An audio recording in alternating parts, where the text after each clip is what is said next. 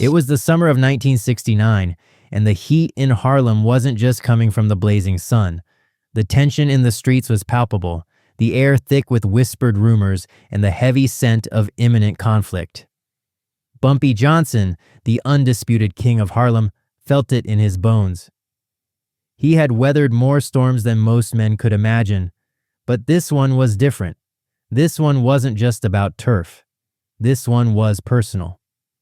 Sitting in the back of a speakeasy, his eyes scanning the room with the calm of a man who knew the streets better than his own skin, Bumpy's mind was focused on one thing: survival. The Mafia, long a shadow over the city's criminal underworld, had made a dangerous move. They weren't content with controlling their piece of the game anymore. They wanted Harlem. They wanted Bumpy's empire. A sharp knock on the door of the back room pulled Bumpy out of his thoughts. His trusted right-hand man, Pete, stepped in with a grim look on his face. "Boss, we need to talk." Bumpy's gaze didn't waver. "About what?" Pete hesitated for a moment, then walked closer, lowering his voice. "It's the Mafia. They've made their move, Bumpy. They're coming after you." Bumpy leaned back in his chair, his expression unreadable. "How do you know?" "Word on the street's spreading fast. They're trying to buy off key men in your operation. They've already got a few of your crew turning their backs." The room went silent. For a moment, there was only the soft hum of the city outside. Then Bumpy stood, his tall frame cutting through the tension. "Let me guess," he said, his voice as cold as the steel of a gun. "They think they can just walk into my world and take what's mine." "Well, that ain't gonna happen." Pete nodded, his face tightening. "They've got more than money, Bumpy. They've got muscle.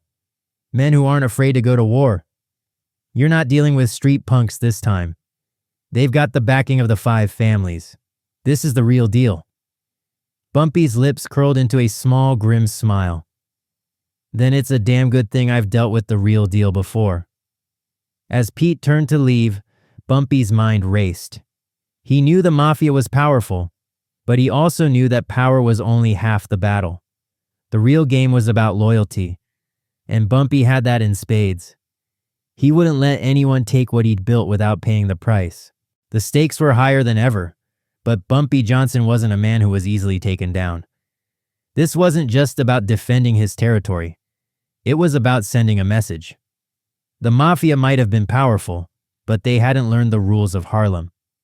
And in Harlem, the only thing more dangerous than a man like Bumpy was a man who knew how to survive. Bumpy Johnson wasn't born a king. He had to earn that title the hard way. Born in 1905 in Charleston, South Carolina, he moved to Harlem as a young man with nothing but a fire to survive. Harlem in the 1920s and 1930s was a jungle, a place where only the toughest, smartest, and most ruthless thrived. And Bumpy quickly rose to the top of it all. He had a sharp mind, a keen sense of loyalty, and a gift for knowing exactly how to bend the rules of the game to his advantage. By the late 1930s, Bumpy had taken control of Harlem's numbers racket, along with its thriving gambling and drug operations. He didn't just control the money flow, he controlled the streets.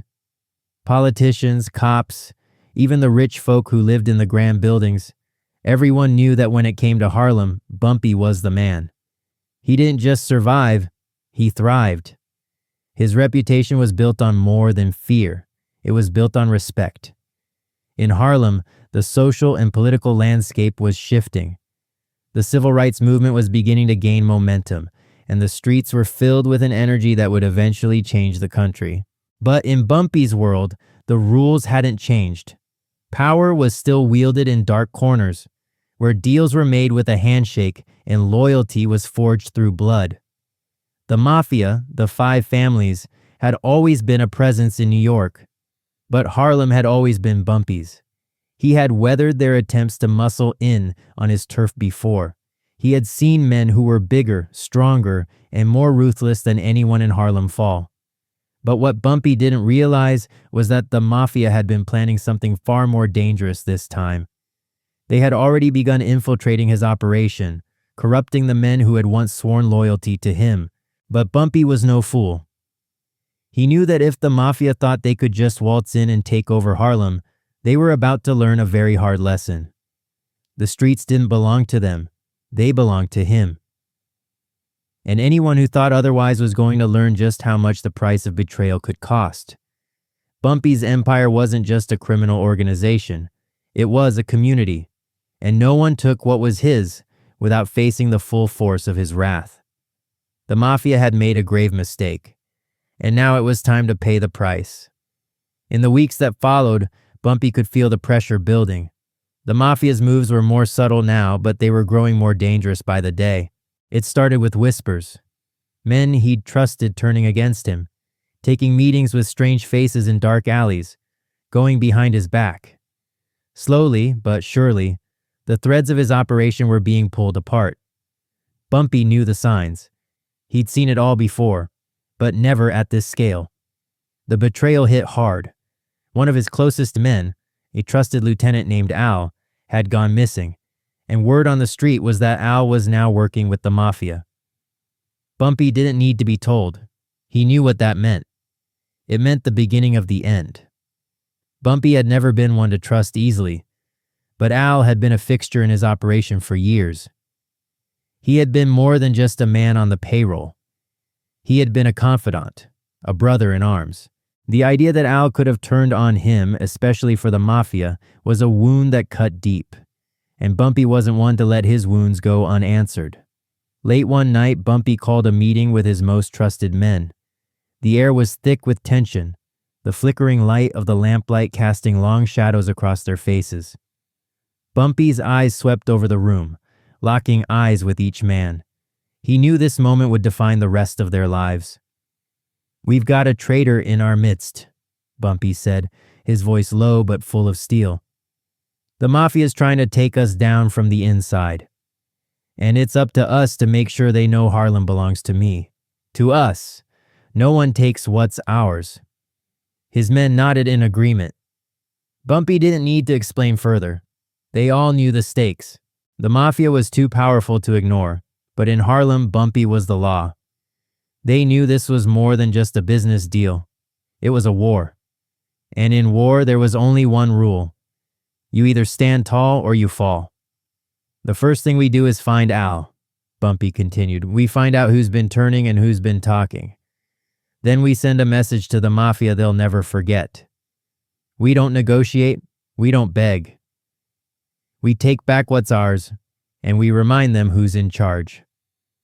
The room was silent for a moment before one of the men spoke.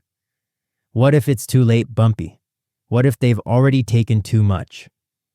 Bumpy's gaze hardened. "Then we remind them that nothing is ever too late in Harlem." And so the stage was set. Bumpy wasn't just fighting to protect his empire. He was fighting to protect his legacy. And in the battle between him and the Mafia, only one man could come out on top. The search for Al took days. Bumpy's men scoured the streets, checking every possible lead, from old hangouts to quiet corners of Harlem where men like Al might be hiding. But with each passing hour, the tension in the air grew thicker. It wasn't just about finding a traitor.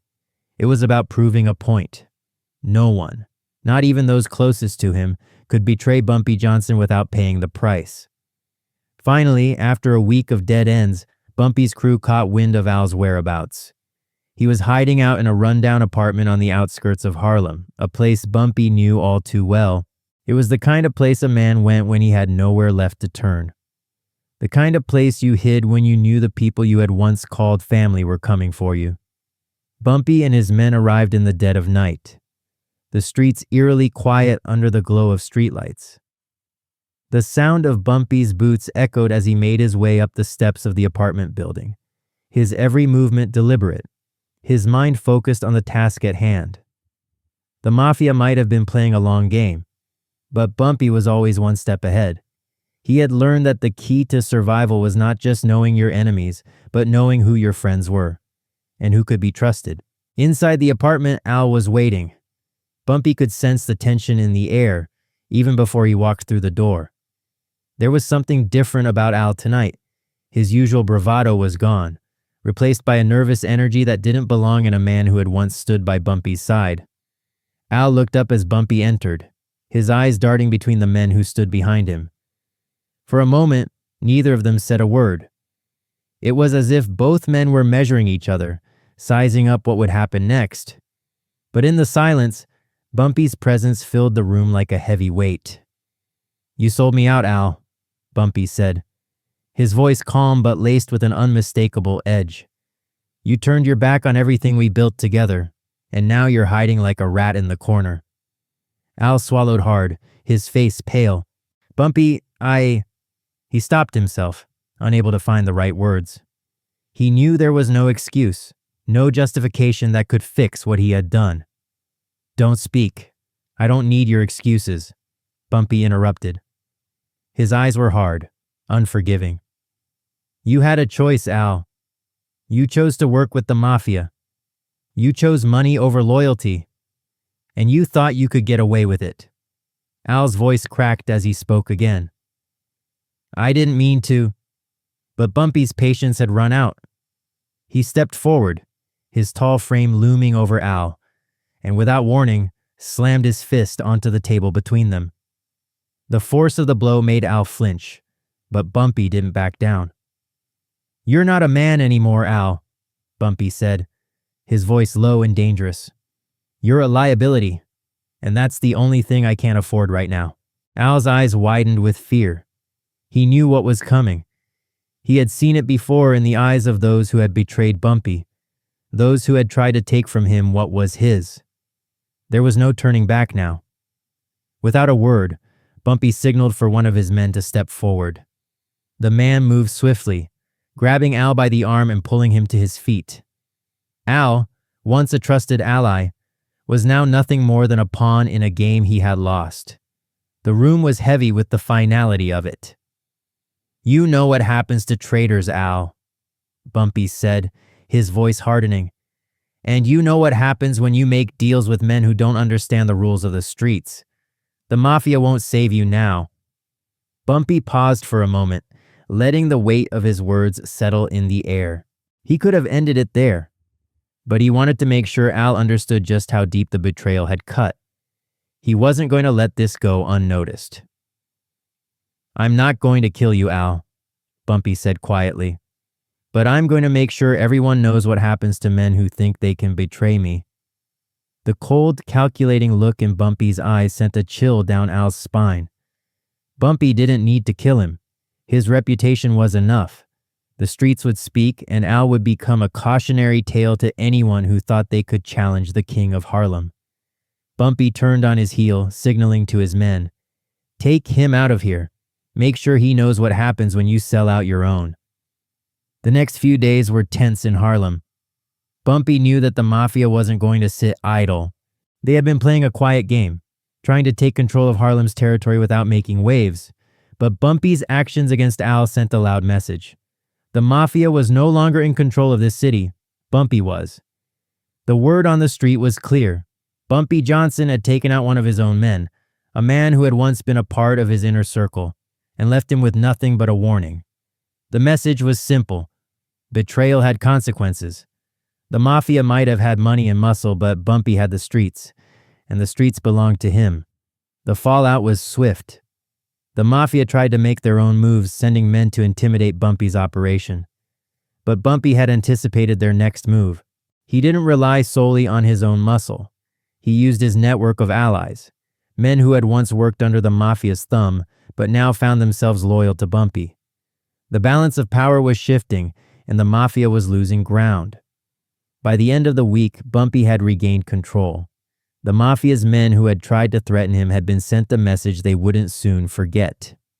Bumpy Johnson wasn't just a man who ran a criminal empire. He was the man who controlled Harlem.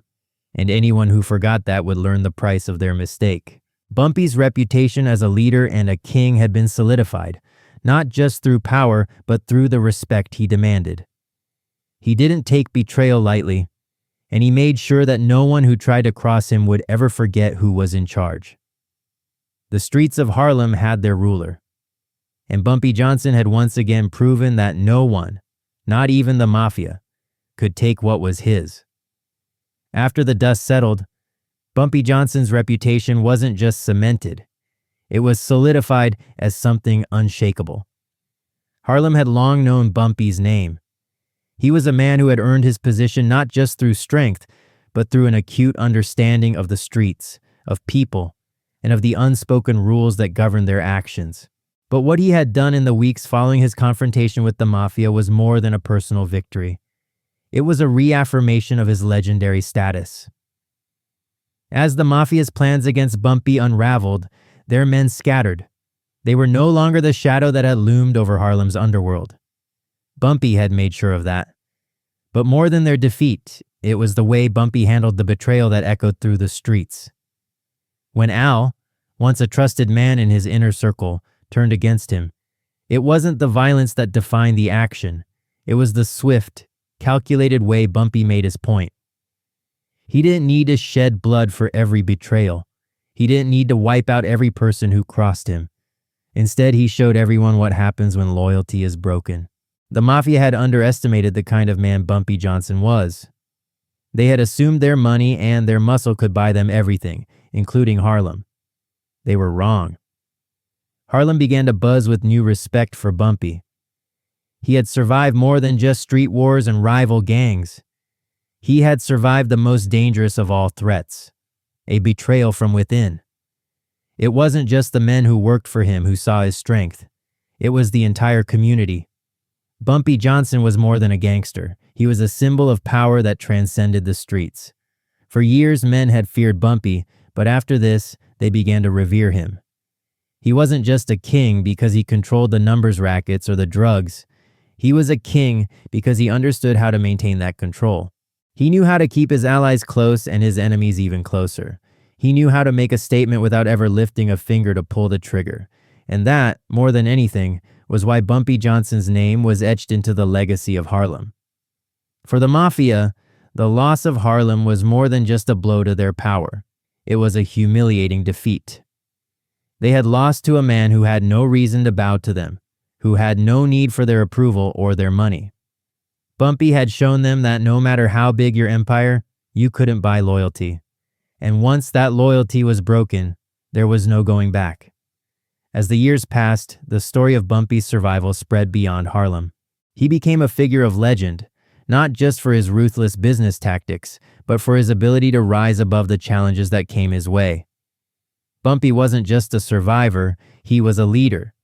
He commanded the streets not with fear alone, but with a deeper understanding of the power that came with respect. His actions against the Mafia didn't just change the criminal landscape, they shaped the way future generations would understand what it meant to rule, to lead, and to maintain power in a world filled with shifting allegiances. In the eyes of Harlem, Bumpy wasn't just the king of the streets, he was the king of loyalty, the embodiment of what it meant to hold your ground when the world tried to tear you down. And Harlem, as it had always done, had embraced him as its true ruler. When Bumpy Johnson survived the Mafia's plot against him, it wasn't just about a man's struggle for power. It was a story about loyalty, about how far a man could be pushed before he stood his ground and reminded the world who he was. The betrayal came not from an outsider, not from someone trying to take what was his, but from someone who had been a part of his world. In that moment, Bumpy showed the streets of Harlem and the world beyond what it meant to be a true king. A king didn't just command respect with his muscle. He commanded it with his ability to keep his kingdom intact no matter the cost. The streets were harsh, they were unforgiving, and they didn't care who you were. But Bumpy understood them better than anyone. He knew the rules of survival and he knew how to navigate the complexities of loyalty and betrayal. The story of Bumpy's survival wasn't just a tale of revenge, it was a lesson in power, in the kind of strength that doesn't come from violence alone. It came from resilience, from understanding that respect could never be taken for granted, and that sometimes the strongest man wasn't the one with the most muscle. It was the one who understood the game better than anyone else. Bumpy Johnson's survival wasn't just a testament to his strength. It was a testament to his legacy. A legacy built on respect, on loyalty, and on the kind of power that couldn't be bought or stolen. Harlem knew it, the Mafia knew it, and anyone who heard his name knew that there was only one true ruler of the streets. And in the end, it wasn't just about how Bumpy Johnson survived the plot against him. It was about how he reminded the world what it truly meant to be untouchable. The streets had their kings, but Bumpy Johnson was the King of Harlem, and no one was ever going to take that from him. This wasn't just about power. It was about standing tall in the face of betrayal and reminding everyone that when you're a legend, nothing, not even the Mafia, can take your place. Sometimes it takes a king to remind the world that loyalty is everything. And when you've earned it, nothing can tear it down. Bumpy Johnson's survival against the Mafia's deadly plot was more than just a triumph over betrayal. It was a testament to everything that made him a legend. Harlem, a place built on power and respect, had seen many men rise and fall, but Bumpy stood alone at the top. The Mafia had tried to break him, to topple his empire, but what they didn't understand was that Bumpy's power wasn't just in the muscle or the money. It was in the loyalty he commanded, the trust he had built over years of living by his own rules. What happened in 1969 was a reflection of everything Bumpy had built. The Mafia thought they could manipulate their way into Harlem's underworld. They thought they could buy loyalty, intimidate Bumpy, and tear apart what he had created. But Harlem didn't belong to them. It belonged to the man who had forged it with his own blood, sweat, and unyielding will. When Bumpy stood up to the plot against him, he wasn't just fighting for his own survival. He was fighting to preserve the legacy he had worked so hard to create. The message was clear. In Harlem, loyalty meant everything. And if you betrayed it, the consequences would be swift and unforgiving. Bumpy Johnson's response wasn't one of just vengeance. It was justice. A reminder that power wasn't something you could buy. That respect wasn't something you could simply take. It had to be earned day by day, action by action. And Bumpy had earned it in ways no one else ever could. As the years went on, the story of Bumpy's survival became a legend, etched into the fabric of Harlem's history. He was no longer just a man who ran the streets. He was a symbol of resilience, a man who had faced impossible odds and come out on top. The Mafia's plot had been their mistake, and Bumpy had made sure they learned that lesson well. No one could steal Harlem from him, not the Mafia, not anyone. Bumpy's legacy wasn't just about ruling the streets. It was about understanding them better than anyone else. It was about seeing loyalty and betrayal for what they truly were, and knowing how to play the game when the stakes were life and death. In a world filled with danger and deception, Bumpy Johnson stood as a king who had earned his crown, and no one would ever be able to take that from him. This wasn't just about one man's survival. It was about the survival of everything he represented: loyalty, respect, and the kind of power that could never be taken, only earned. And in the end, Bumpy Johnson's greatest victory wasn't just that he survived. It was that he reminded the world that there were some men whose power was untouchable, because they knew how to keep it. The streets of Harlem had their king, and that king was Bumpy Johnson. His name would live on forever, a legend whose strength, loyalty, and wisdom would never fade. And that, in the end, was the true measure of a man's legacy. This wasn't just about power. It was about earning respect, holding on to it, and making sure the world knew that when you're a legend, no one can ever take your place. Bumpy Johnson didn't just survive the Mafia's plot. He cemented his place as one of the most untouchable men to ever walk the streets. And in the world of legends, that's what truly matters.